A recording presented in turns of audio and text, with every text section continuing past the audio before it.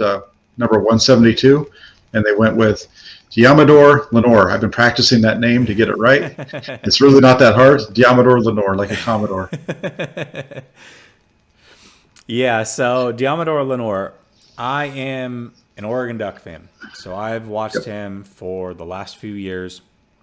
He's another guy that actually was considering he did opt out initially and then decided to come back and play this season. And we're talking about another kid with high instincts. He has a nose for the ball. And the thing that I like best about him, so one of the things that I didn't like about Patrick Surtain was when his back is turned and the ball's in the air, he tracks it very well. And he may not get a lot of picks in those situations, but he's great at dislodging the ball from your hands once you get your hands near it.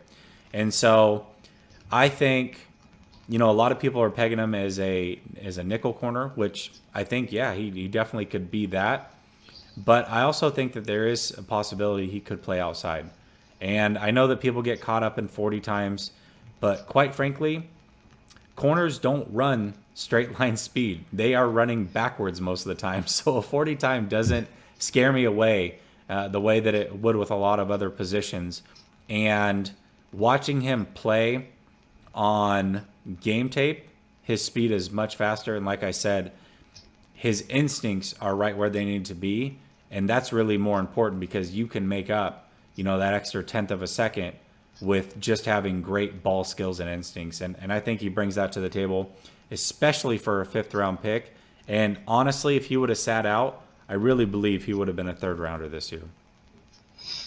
Yeah, probably. Yeah, he's, from everything I've heard, and seen, he was really good.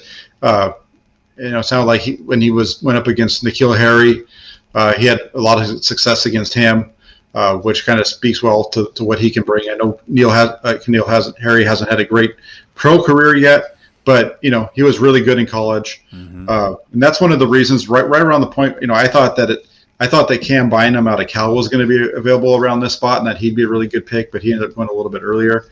And one of the reasons I really liked Bynum was because of the way that he had covered Brandon Ayuk. Yeah. The year before, back in 2019, because he was a guy that had opted out as well. So, I think this is a nice pick. I think both these guys, they've done a good job of kind of restocking the shelf at corner, and again, it shows that man leaning towards that man coverage technique. I think we're going to be seeing more of with Ryans moving forward.